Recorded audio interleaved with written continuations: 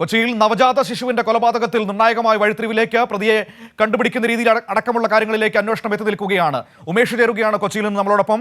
ഉമേഷ്, കുഞ്ഞിന്റെ അമ്മ തന്നെയാണ് കൊലപാതകി എന്ന രീതിയിലേക്ക് കാര്യങ്ങൾ എത്തുകയാണ്. പക്ഷെ വളരെ പ്രധാനപ്പെട്ട കാര്യം, ഒരു പീഡനം നടക്കുന്നു, ആ പീഡനത്തിനൊടുവിലാണ് പ്രസവം ഉണ്ടാകുന്നത് എന്നതടക്കമുള്ള ഞെട്ടിപ്പിക്കുന്ന വിവരങ്ങളിലേക്കൊക്കെയാണ് ഇപ്പോൾ കാര്യങ്ങൾ എത്തി നിൽക്കുന്നത്.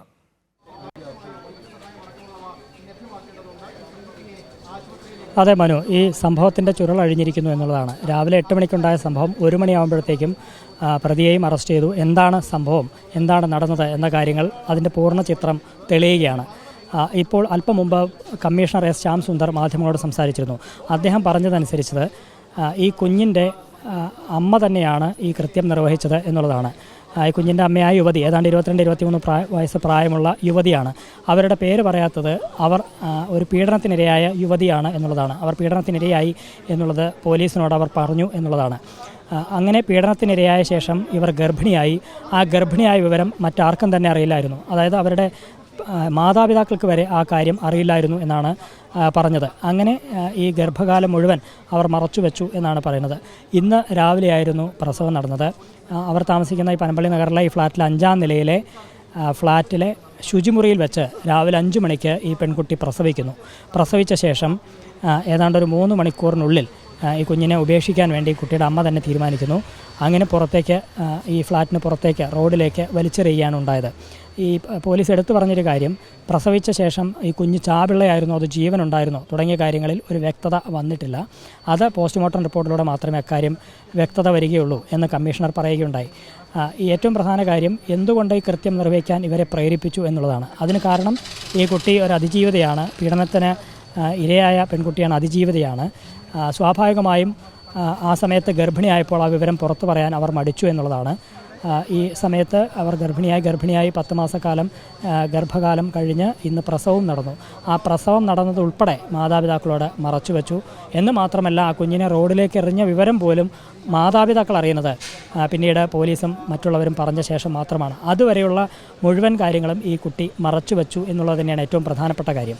അപ്പോൾ ഇത്തരത്തിലൊരു വലിയ നാണക്കേടിൽ നിന്ന് ഒഴിവാകാൻ വേണ്ടി, അല്ലെങ്കിൽ ആ തരത്തിലാണ് പറയുന്നത്, അതിന് ഈ കൃത്യം നിർവഹിച്ചു എന്ന നിലയിലേക്ക് തന്നെയാണ് കാര്യങ്ങൾ പോകുന്നത്.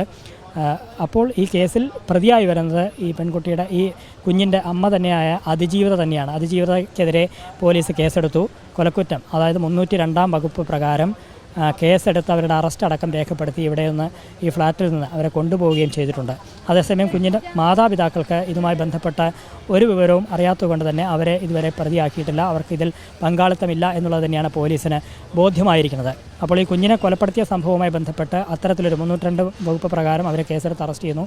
ഒപ്പം ഈ യുവതി അത് അതിജീവിതയാണ്, പീഡനത്തിനിരയായിട്ടുണ്ട് എന്ന് ബോധ്യമായ സാഹചര്യത്തിൽ അത് സംബന്ധിച്ച അന്വേഷണവും നടക്കും. അതിന് മറ്റൊരു കേസ് രജിസ്റ്റർ ചെയ്ത് പ്രാഥമികമായ മൊഴി രേഖപ്പെടുത്തിയിട്ടുണ്ട്. ഇനി വിശദമായി രേഖപ്പെടുത്തി ആ തരത്തിലുള്ള അന്വേഷണവും ഉണ്ടാകും എന്ന് തന്നെയാണ് പോലീസ് വ്യക്തമാക്കിയിരിക്കുന്നത്. മനു.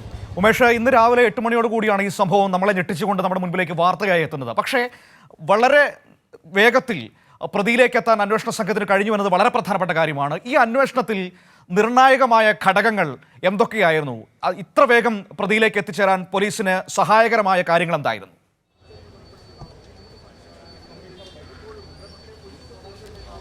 മനു, ഈ അന്വേഷണത്തിലെ വേഗത തന്നെയാണ് ഏറ്റവും പ്രധാനപ്പെട്ട ഘടകം എന്ന് നിസ്സംശയം പറയാം. കാരണം ഇതിൽ ചില നിമിത്തങ്ങളുണ്ട്. അതായത് ഈ കുഞ്ഞിനെ റോഡിലേക്ക് വലിച്ചെറിഞ്ഞ ആ നിമിഷം, വലിച്ചെറിഞ്ഞ ഏതാനും സമയത്തിനുള്ളിൽ ഇതുവഴി ഒരു ഡ്രൈവർ ഇതുവഴി കടന്നു പോയിരുന്നു. ജിതിൻ എന്ന് പറയുന്ന ഡ്രൈവർ.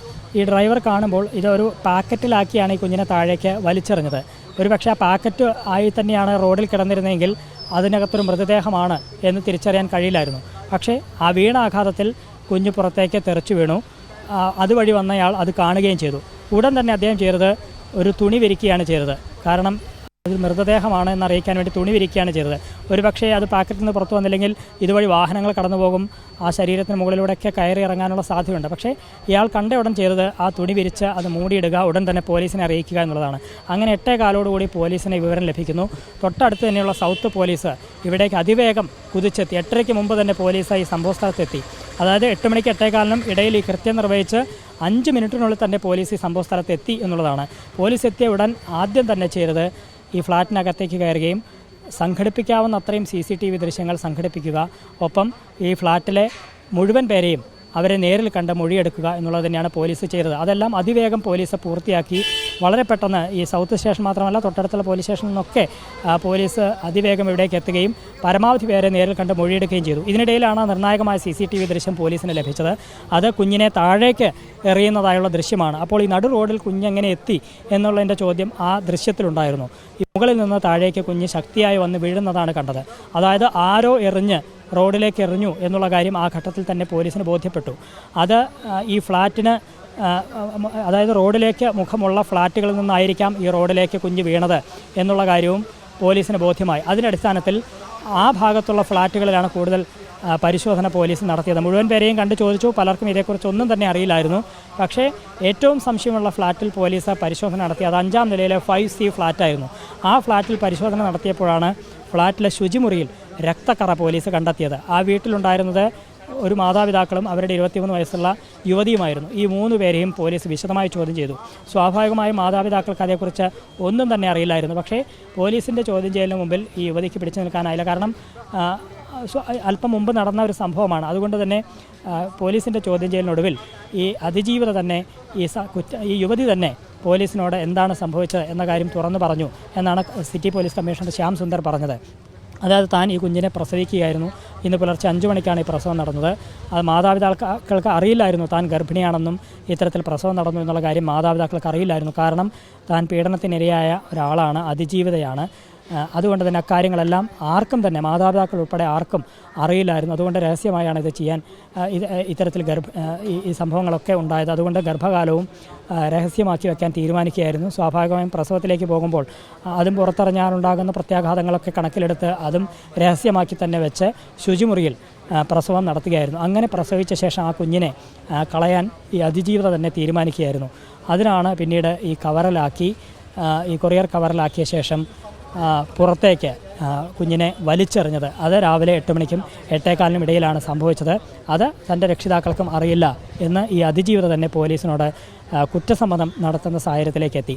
അങ്ങനെയാണ് സിറ്റി പോലീസ് കമ്മീഷണർ അടക്കമുള്ളവർ ഇവരെ വിശദമായി ചോദ്യം ചെയ്ത ശേഷം ഏതാണ്ട് അല്പം മുമ്പ് ഈ അതിജീവിതയുടെ അറസ്റ്റ് രേഖപ്പെടുത്തിയത്. 302-ാം വകുപ്പ് പ്രകാരം, അതായത് കൊലക്കുറ്റത്തിന് കേസെടുത്ത് അതിജീവിതയുടെ അറസ്റ്റ് രേഖപ്പെടുത്തുകയും അവരെ തുടർ നടപടികളിലേക്ക് വൈദ്യപരിശോധനയ്ക്ക് വിധേയനാക്കി കോടതിയിൽ ഹാജരാക്കുന്ന നടക്കാനുള്ള നടപടികളിലേക്ക് അവരെ കൊണ്ടുപോവുകയും ചെയ്തു. കേരളത്തെ ഞെട്ടിച്ച, നമ്മുടെ മനസാക്ഷിയെ ഞെട്ടിച്ചൊരു വാർത്തയുടെ പരിസമാപ്തിയാണ് നമ്മളിപ്പോൾ കണ്ടത്. ഇന്ന് രാവിലെയാണ് കുഞ്ഞിൻ്റെ കൊലപാതക വാർത്ത നമ്മുടെ മുൻപിലേക്ക് വന്നത്. ഒടുവിൽ പ്രതിയിലേക്ക് എത്തിയിരിക്കുകയാണ്. പോലീസ് അറസ്റ്റ് ചെയ്തിരിക്കുകയാണ്. ആ കുഞ്ഞിനെ പ്രസവിച്ച അമ്മ തന്നെയാണ് പ്രതി എന്നതാണ് ഏറ്റവും പ്രധാനപ്പെട്ട കാര്യം. പക്ഷേ അതിലെ മറ്റൊരു ഗൗരവതരമായ വിഷയം, ആ യുവതി പീഡനത്തിന് ഇരയായതിനു ശേഷമാണ് ഈ പ്രസവം. അതായത് പീഡനത്തിനിരയായി ഗർഭിണിയാവുകയായിരുന്നു.